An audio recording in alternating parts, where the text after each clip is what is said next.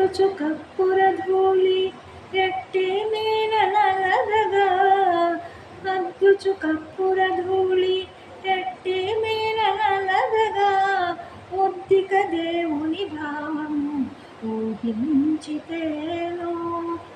మద్దులు విరిచినట్టి మంచి బాలకృష్ణునికి మద్దుల కాంతి మేన మలసినట్టుండే